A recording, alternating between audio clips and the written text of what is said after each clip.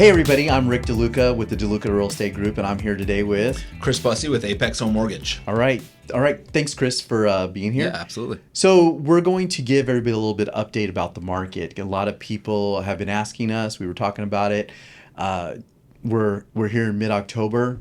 We just saw interest rates hit 8% plus today. Yep. So we felt like a lot of people are asking, so we should give the information that people are asking. So what we see is obviously affordability is what's the big term is. That's it. With prices have gone up. We didn't get that big crash that everybody was talking about last year. Like, I'm going to wait till the market crashes. Didn't crash. We're still seeing slight appreciation.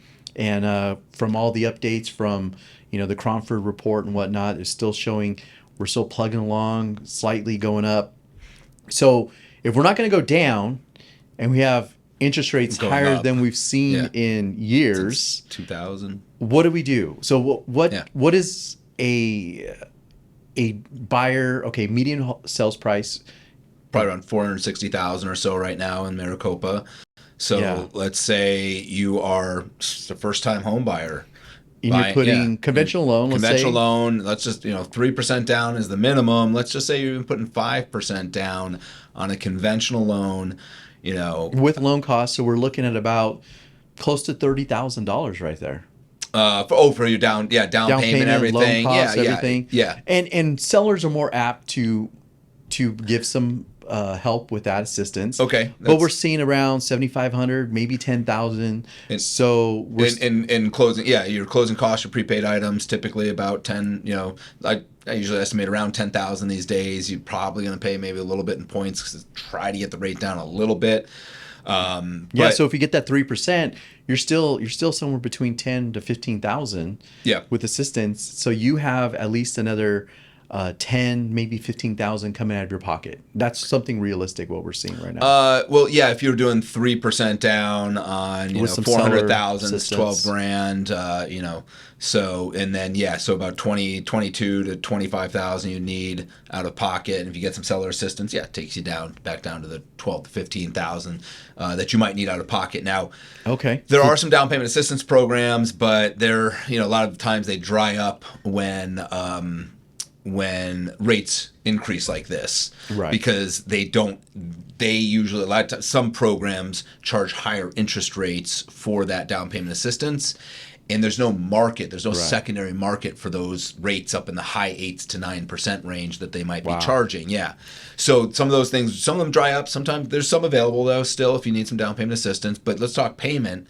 Let's say you bought a $450,000 home, just assuming good credit, 760 plus, you're probably going to be paying still $3,500 to $3,600 a month for that mortgage payment, and that's where that includes insurance. That's everything: principal, interest, taxes, insurance, the mortgage insurance, everything all in, total monthly payment. Anytime I talk to any clients, I'm always going to refer to a total payment, because just telling somebody the principal and interest just doesn't do anything for them when you got the plus. So you got to pay the rest anyhow. Exactly. It's still a monthly expense you got to account for. So as most people know, this isn't much of a shock to a lot of people these days. That's where that affordability piece comes in. Having a $3,500, and we're talking that's first time home buyer type of a entry level home these days at $450,000. Sure, you can find some cheaper out there, but we're just going to use this as the example, and that's an astronomical payment these days for a lot of households. Because we were discussing this the other day about rent. It's typically you could go buy a house and it's like, why would you rent? Because you can buy a house and it's cheaper.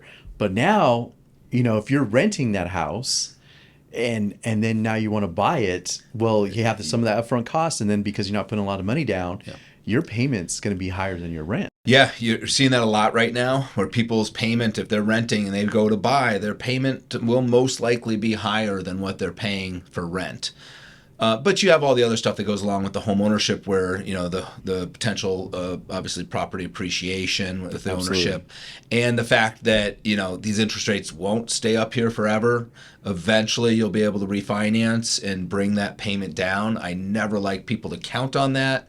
anytime I'm doing a mortgage for somebody, Right. it's you It's need to be bonus. comfortable affording this payment right now today as it is, understanding that there will be opportunity to lower your payment in the future, but nobody knows exactly when that's going to be. Right. We're all expecting it, but Yeah. it's like anything, you can't time the market. No. We don't know exactly when it's going to happen. Yeah, I mean, I was hoping that we'd start to see some decrease from the Fed over the next into next year sometime, but with the last couple days, that seems to be kind of just getting Pushed out. pushed out a bit Yeah. even further. So what we're seeing is now, instead of a lot of estimates were, hey, we're going to have lower interest rates at the end of 2023 than we did in 2022.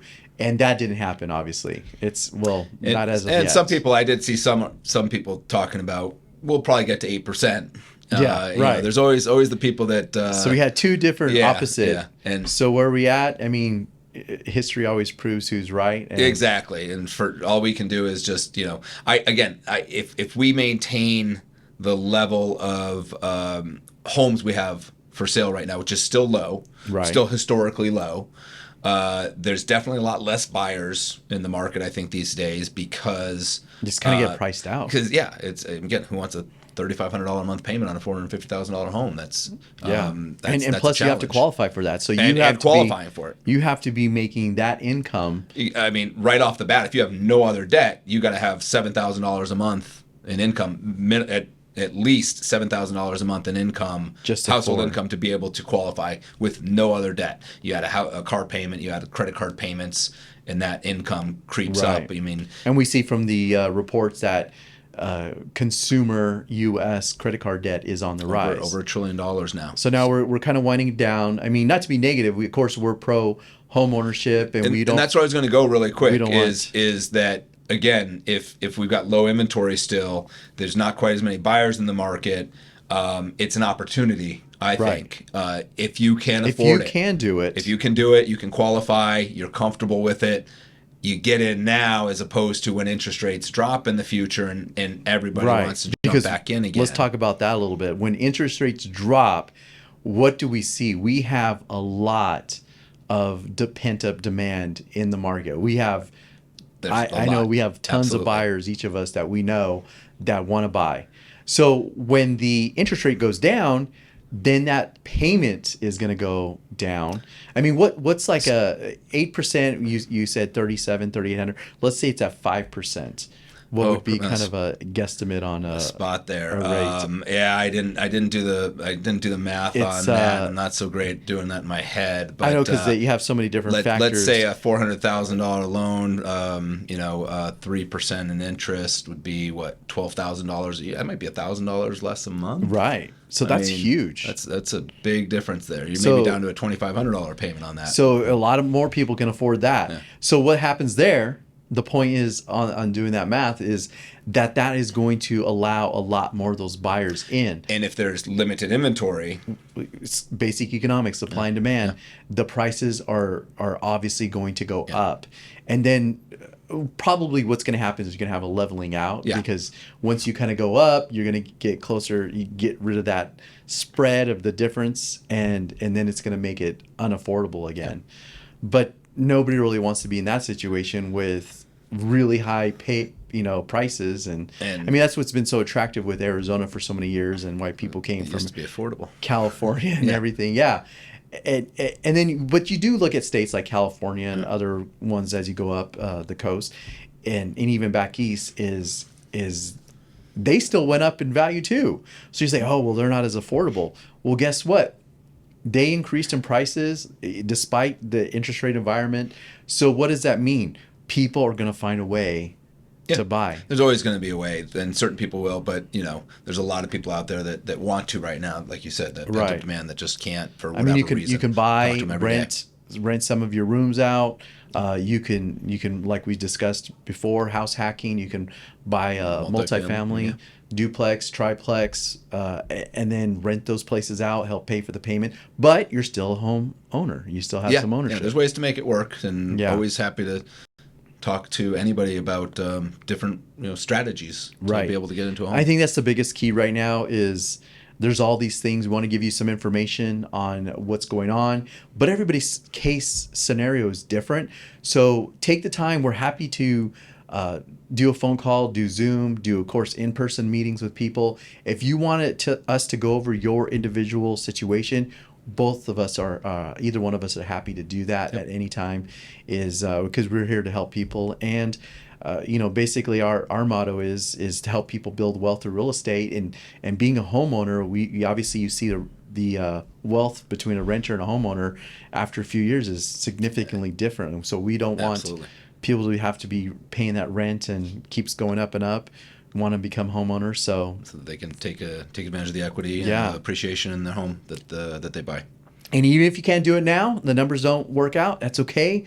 Better to know now and to know what they need to be, so then when it does happen, you can be prepared, because you don't want to go, oh, it's already great, and then 6 months, a year later, and then you miss the boat, or you get priced out again. Miss it again. So all right, well, if you have any questions, give us a call. We'll be happy to help you out. Thanks for having me, Rick. Okay, thanks, Chris.